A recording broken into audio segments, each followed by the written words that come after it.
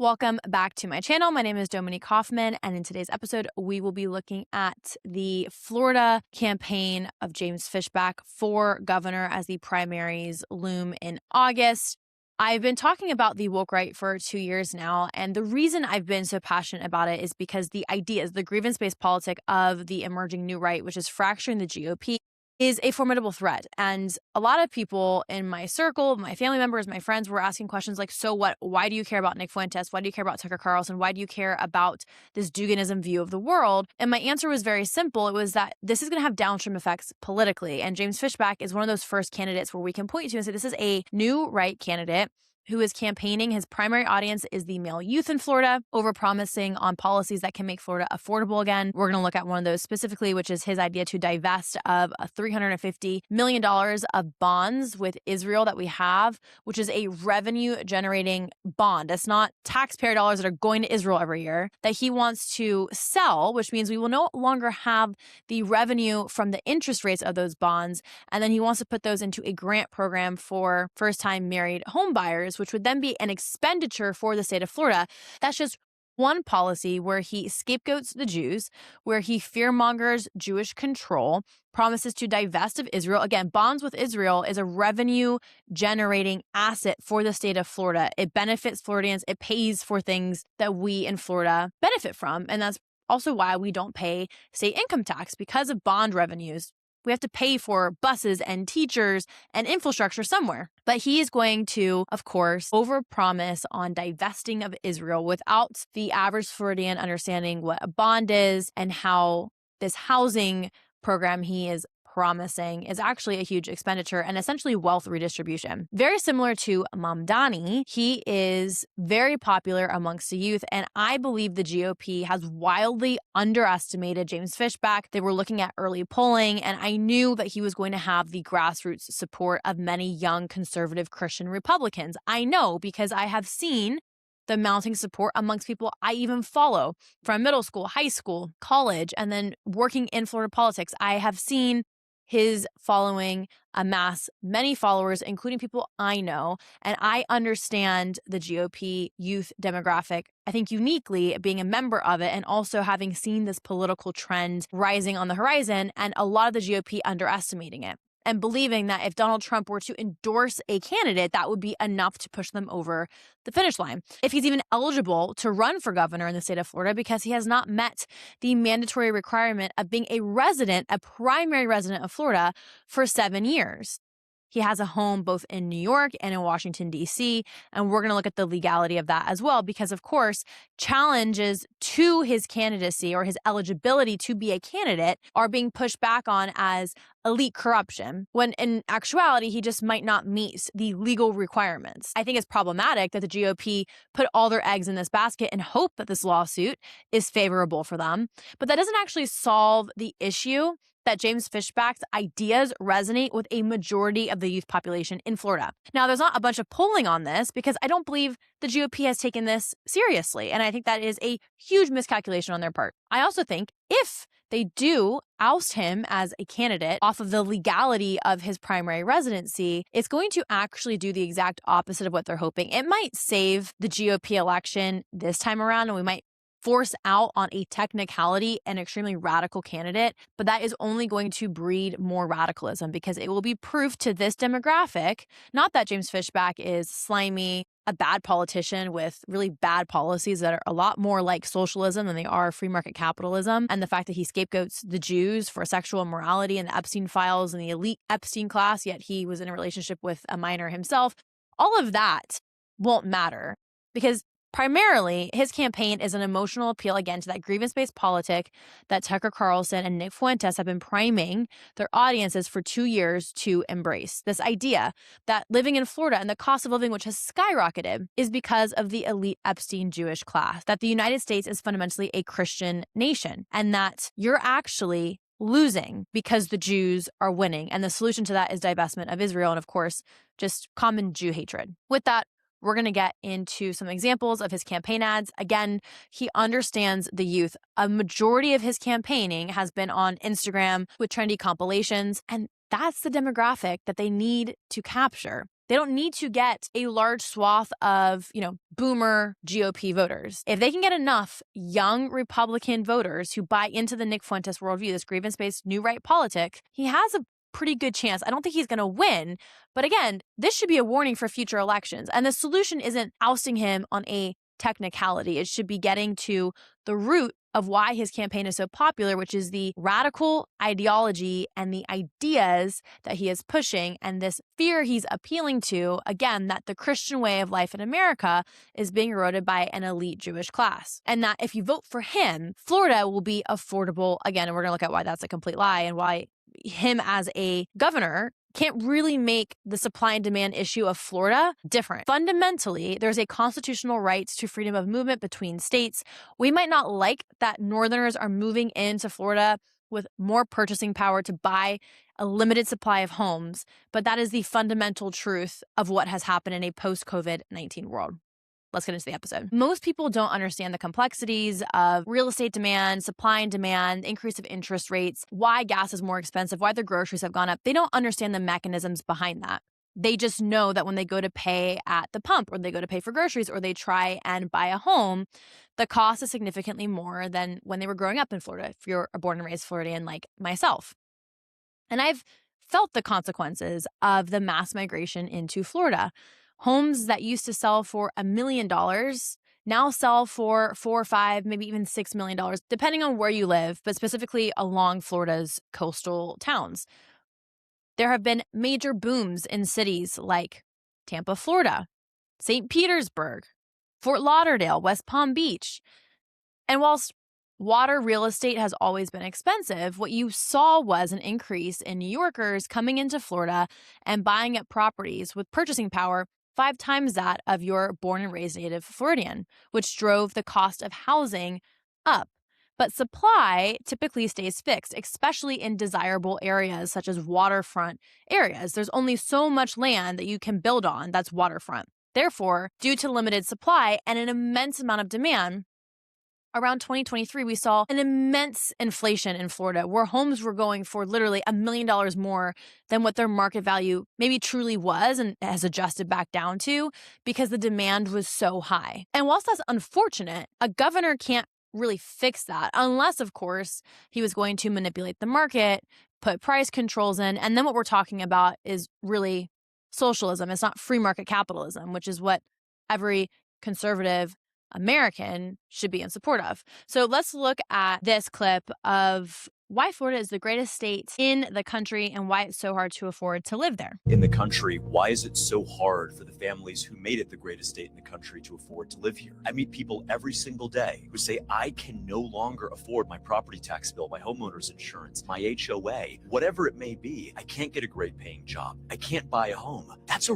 real fight. And so I'm in this race to deliver a real plan to make Florida affordable, to make life a little bit easier. If you want Florida to become the AI data center capital of the world, you can vote for Congressman Byron Donalds. If you want us to become the financial capital, the concrete jungle, vote for Byron Donalds genuinely. But if you want citrus, ag, tourism, space, if you want a state that we all can be proud of, if you want to protect our Everglades, if you believe that our jobs belong to us, if you believe that we should be able to buy single-family homes, not Chinese nationals, if you believe that Washington, D.C. should send 600,000 Chinese students to our universities, guess what? Here's my plan. As Florida governor, I'll sign an executive order before the sun sets on my first day to raise tuition on any foreign students to $1 million a year. As I ended my... Okay, so that's his message. How do I make Florida affordable again? And you see him use really sweeping promises like, I'm going to make tuition for a foreign student $1 million a year. Well, a school like Florida State University that receives federal grants can't do that. So he doesn't have the power as governor to sign an executive order and just arbitrarily make tuition for specific demographics of students more expensive. In a post-COVID-19 world, we saw a mass migration, a mass exodus. Over 3.7 million individuals from the top 5 blue states, including California, New York, New Jersey, Massachusetts, and Illinois, moved to the South, primarily Texas and Florida, but Tennessee, all 3 states having no income tax, as well as South Carolina, received a huge influx of domestic migrants moving to those states. And there are, of course, negative externalities with it. Again, I'm a Floridian. I hate that I cannot afford a home in the town I grew up in because they are worth literally 4 to 5 times what they were when I was just even in high school and college right before COVID broke out. That's unfortunate. But promising policies that are coded in an emotional appeal to restore Florida to some utopia that a governor does not have the power to do, whilst ignoring huge macro and micro economic principles, is a fundamental lie. So Florida gained more wealth from high-earning newcomers than any other state in 2023. 2023 alone. In 2023, Florida gained $20.65 billion in annual adjusted gross income from tax filers who moved there from another state within the U.S., according to Realtors.com and an analysis by the IRS migration data. Other states that saw the biggest gains in net income from out-of-state moves included Texas, as I mentioned, with only $5.5 billion, South Carolina $4.1 billion, North Carolina $3.9, Tennessee $2.8, and Nevada $1.5 billion. Meanwhile, other states lost an immense amount of revenue.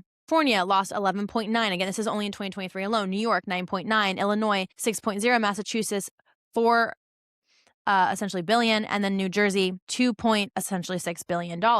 Now, a lot of it was collected from a heritage study that looked at the mass migration to southern states, because whether they were high net worth individuals who moved their companies to Florida because there are more incentives for corporations to be based out of Florida, came to the South. And we see that Florida saw, again, the largest wealth migration in 2023 alone. Why? Well, because our policies are lower regulations, fewer red tape, no personal income tax, regulations that are friendly towards corporations to incentivize that growth, drew people to the state of Florida. So by virtue of our policies being better for the overall quality of life than blue states, we attracted a mass domestic migration to Florida. Now, here's the thing that Fishback doesn't seem to understand. And whilst I even identify as a Floridian, sometimes more than an American, just because there is such a strong culture in Florida, we live in the United States of America. It is actually unconstitutional to prohibit the movement of an American between different states. And if you listen to his campaign, he's almost promising executive orders that could be executed by a president or a dictator with more absolute powers and without any checks and balances. And he idealizes policies in the state of Florida that are only executable if Florida were to be an independent country of its own. It doesn't operate within the federalism that we fundamentally are founded on and enshrined in by the Constitution. So again, the policies that Fishback is promising, they're illegal. They're unconstitutional. He doesn't have the power to do that. And yet no one is challenging these sweeping promises or ideals. If you remember in the clip we just listened to where he said day one, and the voice that he has that is just so smooth and condescending, I will sign an executive order that all foreign students should have to pay $1 million in state tuition. First off, if a public institution like Florida State University, my alma mater, for example, receives federal grants, as governor, he cannot, through executive order, mandate that foreign students pay $1 million in tuition. Fishback really talks about policy for Florida as if he is a divine right monarch, an absolute dictator, or a president, is that there is no such thing as legislating by an executive order. Under the Florida Constitution, the executive branch enforces the law. It does not create it. Executive orders generally allow the governor to direct executive agendas, manage emergencies, or implement existing statutes. They cannot create entirely new legal obligations like setting tuition at an arbitrary amount if the state law assigns that authority elsewhere. And again, then you have other constitutional questions, such as if they receive federal grants, which all of our public universities receive millions in federal grants annually. Tuition is set by statute and governing boards. In Florida, for public universities, the Florida Board of Governors, individual university board of trustees, and statutes enacted by Florida legislatures. The governor appoints many members of the Board of Governors, giving the office significant influence over higher education policies, but that is not direct influence, and it is not a unilateral executive order. So he throws out some emotional number. So another promise he has given to Floridians is that he is going to impose a $50,000 New York or Mamdani tax. The United States Supreme Court has repeatedly recognized a fundamental constitutional right to interstate travel, which includes moving from one state to another, becoming a resident of another state, being treated equally once you become a resident. Also, ironically, ironically, Fishback owns a home in New York and in the District of Washington, D.C. It's so interesting. Fishback's proposal specifically targets out-of-state buyers with a $50,000 surcharge on purchasing a single-family home, which a court would very likely challenge as limiting an American's constitutional rights to freedom of movement, including becoming a resident of a different state. In a scenario where a Floridian buys a home for $500,000 and a New Yorker buys a home for $500,000 with an imposed $50,000 surcharge, that would be challenged as likely unconstitutional. And again, he doesn't have any executive order powers like the President of the United States does to enact essentially legislation. That doesn't exist in Florida. So again, these promises he's over-promising have absolutely no legal grounds. These are all just huge wishful promises. Just like Mamdani saying, the buses in New York are going to be free. There's going to be free grocery stores. They're fundamentally the same thing. Both Fishback and Mamdani are over-promising on what's the roles that they are seeking to fulfill, allow them to give their people. And again, they're promising essentially free or sweeping legislative changes or economic market changes that by virtue of the economy, the rules of economics, and also the limitations of their roles, they cannot fulfill. But that is why, again, this grievance-based politic, whether it be on the left or the right, appeals to your emotion. It is not an actionable policy position. Again, it's really important to look at someone's rhetoric. The way in which he talks about executive orders and what he can do, that's very much like what a president could do, not what the governor of Florida can do. And then you see him conflating being a Floridian with being America first. And what does that mean? So here's another campaign ad of his that appeals to this America first, new right worldview, which again is all emotion. It is essentially based off of a grievance. The cost of living in Florida is really high. And yes, again, I of all people understand how frustrating and disappointing it is that by the time I came of age and I graduated during COVID-19 and I wanted to go buy a house, I no longer had the purchasing power to do so. I understand. I am quite literally the specific age demographic in 1998 where I feel the limitations of being able to buy a home or live the life that I grew up living in Florida. It sucks. But that doesn't mean I'm going to vote in someone who is ideologically radical and overpromising on policies that he will never be able to deliver. And when a candidate does that, rest assured it is going to bring more corruption and increase the cost of living in Florida, just like Mamdani has increased the cost of living in New York. Okay, so in this clip, he's saying what America First is. America first means Christ first. It means God first. It is preconditioned. It is inseparable to who we are as a nation, one nation under God. Okay, again, he's running for Florida governor. So then now I'm not entirely sure why we're talking about America first and is under God. And again, and we're about to look at this, the rhetoric of his campaign has been America is a Christian nation. Yes, America is fundamentally founded on Judeo-Christian values, which he's gone on huge rants on X about how Judeo-Christian is not actually a thing. It is a thing. The founding fathers, whilst Fishback loves to point out, we've never had a single Jewish founding father. Some of the first explorers to the New World were Jewish merchants from Amsterdam. The Enlightenment ideals, which fundamentally predate the Constitution of the United States and the founding of the United States, were inspired by Judeo-Christian values and an emphasis on the Judeo part, because this idea of fundamental, or as he says, preconditioned inalienable rights comes from the Ten Commandments and the Old Testament. That is fundamentally the bedrock of Western civilization, and specifically the experiment of self-determination in the 13 colonies, the United States of America. This idea that it is a Christian nation is also fundamentally false. And as a Christian, whilst I do believe my worldview is the correct way, while I do believe many of the founding fathers were inspired by a Christian worldview, a lot of the founding fathers were deists.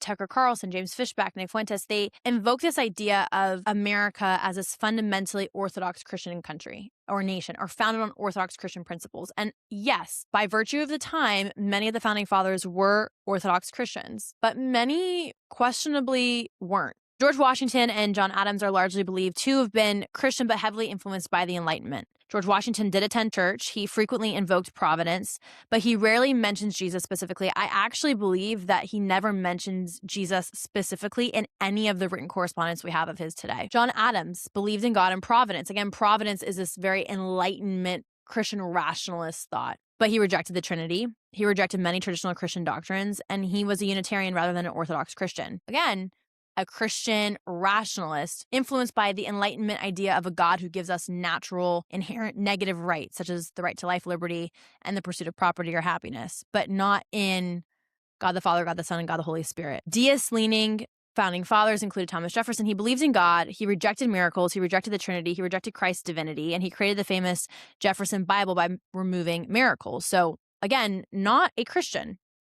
Benjamin Franklin believed in God. Again, this idea of providence. He believed that God governed the universe. He questioned Christ's divinity, and he admired Christians' moral teachings, but he himself was not a Christian. From a theological perspective, there are core tenets of being a Christian and believing that Jesus Christ is divine in the Trinity and the triune God, and in the salvific message of Jesus Christ is fundamental to being a Christian. When the Declaration of the United States says God, they are not referring to Jesus Christ. They are not referring to the Bible specifically. They are referring to the nature of God, a creator, supreme judgment of the world that lives outside of us and above any government, and divine providence. All of this, again, is very deist, this idea that there is a universal God, but we don't necessarily know who he is, and he might even take a step back from humanity and allows us to govern through these negative rights enshrined onto men. So, to correct James Fishback, no, this is fundamentally not a Christian country in a theological sense. Did Christianity, just like Judaism, inform Enlightenment ideas of providence, of God, of divinity? Yes. Is that what they meant in the Constitution explicitly? At least for some of the founding fathers, including the most famous ones, Jefferson, Adams,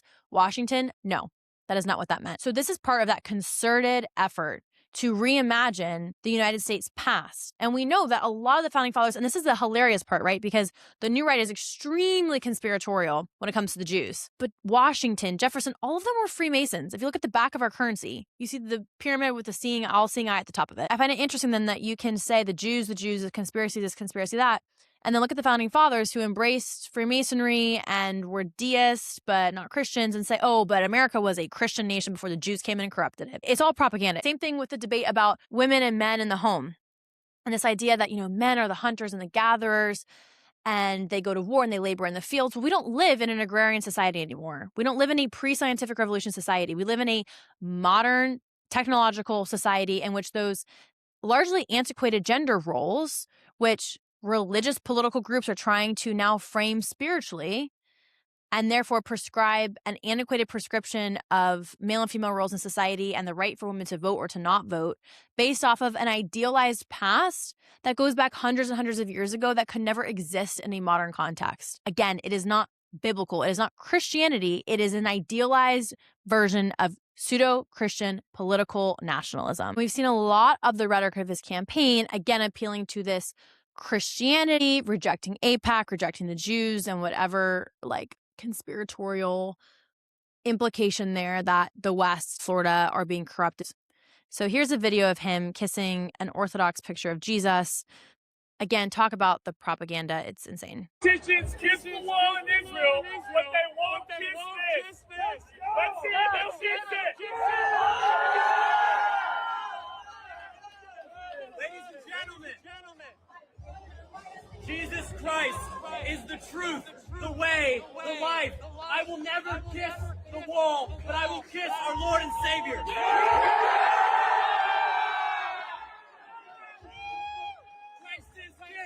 Christ is King! Christ is King! Christ is King! Christ is King! Who is his demographic? Who's his audience? He appears to be in a bar. And these are all 21 to probably 25, 26, 27-year-old white men screaming, Christ is King. America First hat up here in the front. This is the demographic that he's going after. And unfortunately, the demographic needed for the G in all future elections. And this is, yes, Florida, but this is a microcosm of the way the GOP is going. Candidate wants to win in future elections, not because this movement is still brewing, but I'm talking about the presidential election in 2028. This is the audience that they're going to have to either re-educate or capitulate to. Those are the only two options. I thought this was hilarious. Or inscription. So again, you have this pseudo-orthodoxy. Those who are prescribing to it don't actually understand the orthodoxy. And then this idea of the Jews, and I'll never kiss the wall. I've been to the Wailing Wall. First off, I've never kissed the Wailing Wall, ever. Nor have I really ever seen anyone kiss the Wailing Wall, especially Christian Americans. You go to the wall and you pray at the wall. And why do you pray at the wall? Well, because it's the base of where the first and second temple were. And it's almost like an irreverence for the place that the Holy of Holies and the tabernacle used to be. As a Christian, I'm not worshiping the temple. I'm going there to remember that the tabernacle and the holies of holies was there. And then through Christ and God incarnate, that spirit lives within all of us in the Holy Spirit today. But it's reverential. It's not worship. And those who go to the Wailing Wall today, Jews, they go and they pray at the wall. There's this like message that if as a Christian you go to the wall to pray and just remember that the Holy of Holies used to be here and now lives in all of us through Jesus Christ, you are somehow an idolater or you are bowing to the Jews. It just demonstrates a wild inability for nuance, theological context. And again, this is all posturing. And anytime you use Christ for political gains like this is blasphemy. This is literally blasphemy. And the implicit bias of this is fuck the Jews, because those who capitulate to them at the Wailing Wall are bought off. Those are the dirty Zionists. Fundamentally don't understand theology. They're using Jesus Christ and his image for political propaganda and a pseudo-Christian political ideology, which is fundamentally blasphemy. Now, James Fishback, again, is really concerned with Israel. And he's been on Piers Morgan, where Piers Morgan asks, like, does the state have a right to exist? And James Fishback says, no, only humans have a right to exist. And I'm like, why are we asking a candidate for Florida governor what he thinks about state sovereignty as if he's going to be president of the United States or president of Florida? Again, just the nature of the questions that he answers are so far outside the scope of what the governor's powers could be, and there's no actionable policy prescription being given to the people. This is all about an emotional appeal to gain power and influence. This is a clip where James Fishback was on Tucker Carlson's podcast. I want to say this was over a year ago. And this is going to basically be him describing his plan to create a housing fund for single family homeowners by divesting of the $385 million that Tallahassee Democrats and Republicans foolishly sent to Israel. They're in the form of bonds. We're not giving Florida taxpayer dollars $385 million, like a blank check. It's revenue generating. That's how a bond works. That's how a mortgage works. And James Fishback knows that, but he thinks you're too stupid. Governor, Executive Order number 2 would be to fully divest all foreign bonds of any country. And there's only one country that we invest in abroad, and that's Israel. $385 million. You know what really got them? Is I said, I would then take the $385 million and create a statewide down payment assistance program for young married couples, because we have to protect home ownership so young folks across our state can buy a place to live, get married, and have kids. Okay, you've got my vote. That's all I want to hear from you.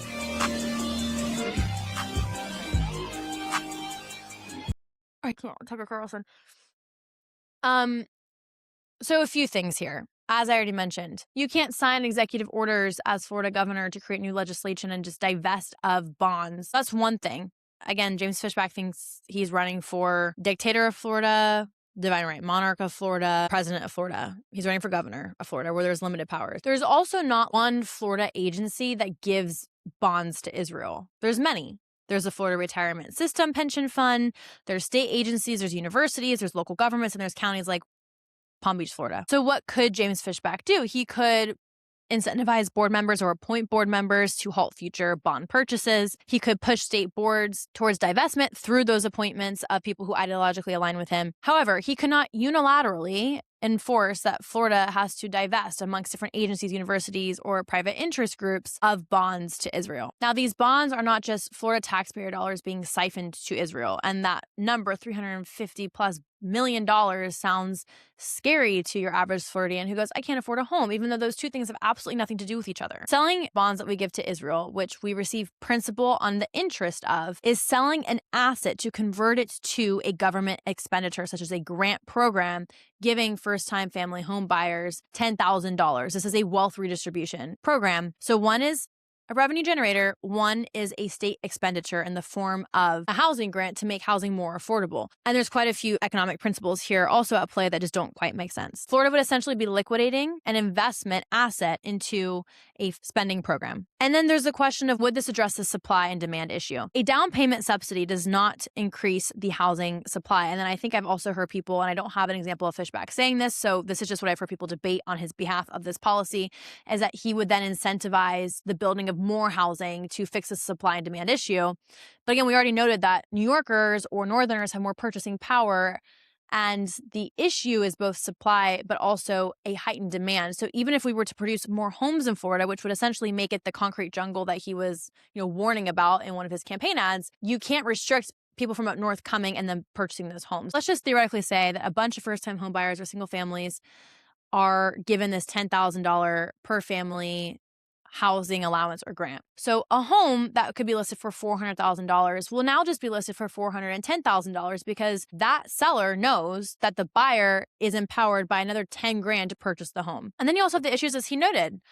Insurance has gone up. But again, why is that, James? It's not because we give bonds to Israel. It's because Florida historically has had some of the most decimating hurricanes. And unfortunately, that means that the risk for insurers is higher, and therefore homeowners insurance is also higher. So does this plan and proposal to divest of Israel, again, an asset now created into an expenditure program, fix Florida's affordability? It doesn't at all. It doesn't address the fact that there's a rapid population growth, there's limited housing supply in desirable areas, there's zoning restrictions, there's higher insurance costs, again, largely because of natural disasters, there's raising property taxes in some areas, and there's elevated interest rates. A down payment program increases access to purchasing, but doesn't solve any of the other affordability issues. And then again, the housing market will then just adjust to that increased $10,000 in purchasing power for single family homeowners. And that cost will probably largely affect houses within the middle class single family homeowner price range. So really nothing has been solved.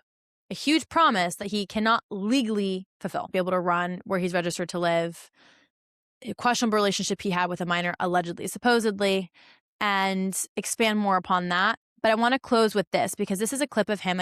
I think the danger, logically, of a candidate like him through its movements for grievance-based politics does work. It hasn't traditionally within the GOP framework with the established GOP agenda, but the new right is fundamentally anti-establishment and therefore appeals to demographic and a grassroots political campaign of which James Fishback is wildly successful at.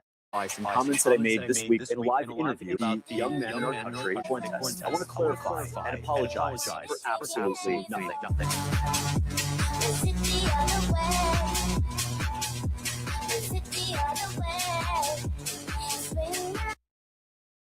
I find him just to be so insufferable. So that's James Fishback. That's his audience. And the GOP underestimates him. I think that they are really shooting themselves in the foot. Even if not in this election, let's say legally he cannot run because his residence has not been primarily in Florida for the last 7 years. He will resurface. He will run again. And his ilk, his ideology is going to become more prevalent. And in fact, if he cannot run for legal reasons, this will only build his base even more. They will view this as the corrupt establishment coming up against him.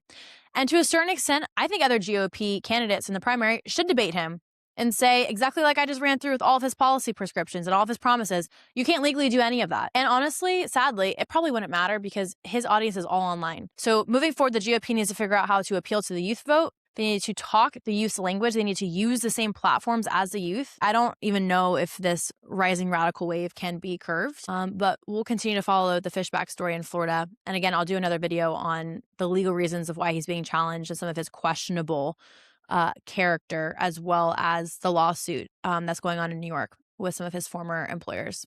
So with that, I will leave you and I will see you in the next episode. Like, comment, and subscribe. And if you disagree with me, tell me why in the comments and I will try and reply to you. See you in the next one.